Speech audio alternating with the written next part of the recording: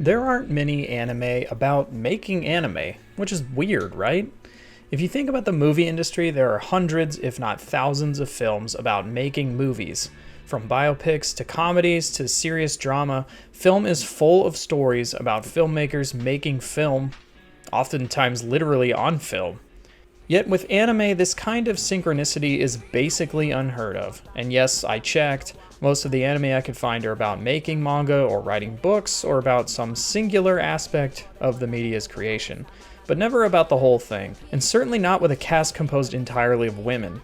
Although if I'm wrong about this, I'd love to hear about it in the comments because I certainly could not find any. Anyway, the point is the show I want to talk about is unique for many reasons, some of which we'll touch on in this video and some we won't. What I mainly want to focus on is how this show highlights the struggles of the creative process, the highs and lows, and how compromises help us ultimately create something better. Of course, I'm talking about Keep Your Hands Off Eizouken.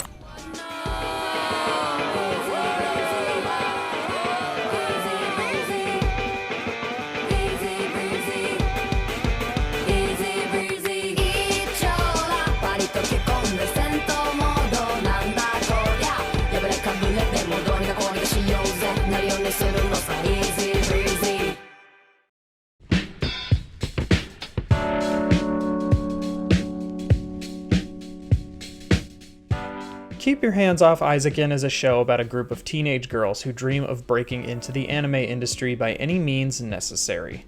The girls form a club at their school in order to begin working on various animated projects over the course of the run, building their creative space, gathering the talent to execute on their vision, and getting into all sorts of hijinks and snags along the way. What I love most about Eizouken isn't the characters or the world or the overall plot, even though I would say all of those things are great, but rather the way the show portrays the creative process. But not only the triumph of finishing that big project you've been working on for so long, but all of the pain and compromise that comes with it. Eizouken is really good at presenting the real creative process. What do I mean by that? Well, the creative process is kind of hard to pin down. Anybody who tells you this is how it's done, step by step, is probably describing a scientific technique to achieve a specific result rather than a process for creating something we would call art. Everyone has a different way of going about it. There's no right way to paint a painting, or to sing a song, or sculpt a sculpture. Sure, there are techniques that will yield good results, but art isn't really about following step-by-step instructions. It's about expressing yourself. And this is one of the things I love about Eizouken. The main conflict of the show isn't some big bad guy trying to stop these women from doing art. It's the overwhelming influence of pressure. Pressure from peers, pressure from adults, pressure to finish, pressure to make something you're proud of. Which brings up an issue I usually have with media like this, in that most entertainment centered around the creative process isn't really about the process at all. It's about the rewards. In his video, The Broken Formula of Music Biopics, Patrick Willems breaks down the formulaic structure of various award-winning movies about musicians, and in almost all of them, the creation of their greatest hits doesn't come from any sacrifice, hard work, or struggle to improve. Everyone is just effortlessly talented?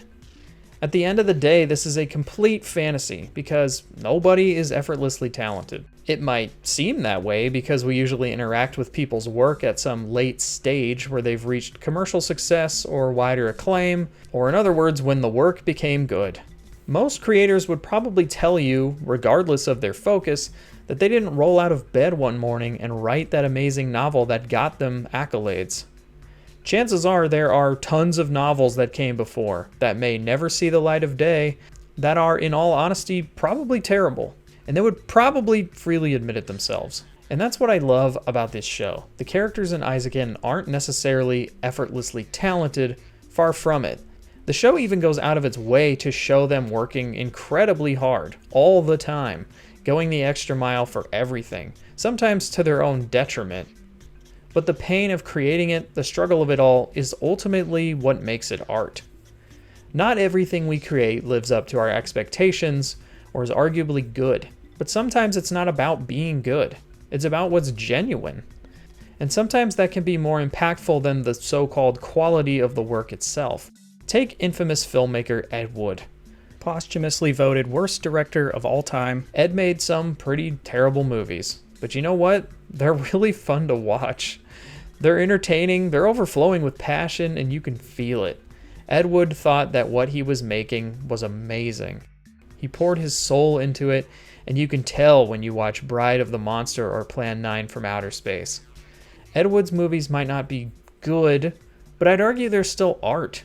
They were made with love and passion, and it shows. Compare that to a lot of other movies that exist. Considering our world in its current state, Eizouken was a really wholesome and light show that I feel like we needed in these dark times. Hell, I needed it. Which brings me to the last thing I want to talk about, which is a little more personal and why I felt like I needed to talk about this show. Since I started this channel, I've gotten a lot of really kind messages about the quality of the content and the appalling lack of subscribers, which thank you all very much. Yes, I read pretty much all the comments, even the negative ones, and even the ones where people disagree with my assessments, which is totally fine, by the way. But the truth is, before this year, I pretty much disliked everything I've ever made. That doesn't even encompass all of the videos I've made so far for this channel. I mean pretty much everything. All the Brain Tap videos, everything I ever edited for IGN or Nerdblock, all my drawings from high school and college, every podcast I ever produced, every article I ever wrote, all of it. Well, to an extent, I'll explain. A friend of mine once told me that hating everything you've done is a sign that you're a good artist, that you'll strive for more next time. And I used to think this way 100%. I would only sort of agree with that statement these days. On some level, yes, I want to be a better writer, I want to make better videos. But I don't think just because people might hate their own work necessarily means that they're a good artist. It just means they're disappointed in what they've done and want to do better. And honestly, after the last few months and after having watched this show, I've sort of changed my tune. Yes, I want to get better as a creator, but that doesn't mean I have to hate everything I've made. Sure, I see the flaws more than anyone else. The midichlorians video I just released is a bit disappointing to me because it didn't quite come out the way I saw it in my head, but in the end, people genuinely seem to be enjoying it. The truth is, you are your own worst critic, and at the end of the day, people probably aren't going to see the faults you see. They're probably just going to enjoy it for what it is. Remember, whatever discipline you're in, whether you're a musician or a photographer, a fine artist or a cartoonist, a writer, a dancer, a singer, a designer, whatever you do, you have one thing that's unique. You have the ability to make art. And for me, and for so many of the people I've known, that's been a lifesaver. The ultimate lifesaver. It gets you through good times and it gets you through the other ones.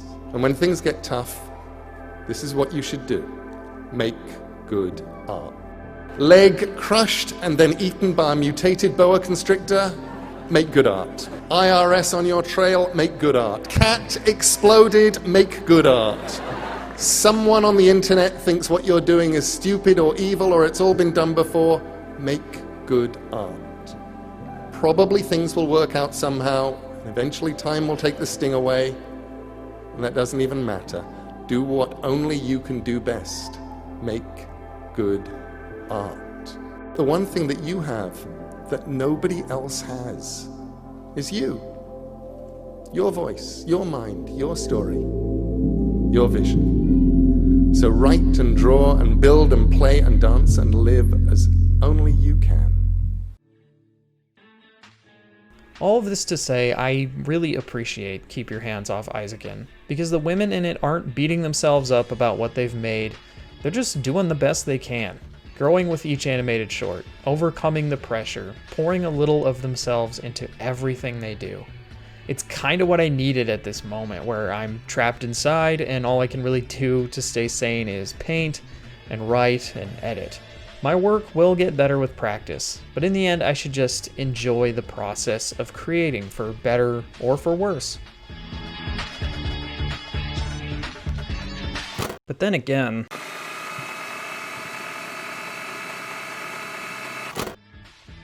There's always that little voice in the back of my head, even when I'm slightly proud of something, and it's always whispering. まだまだ改善の余地ばかりだ。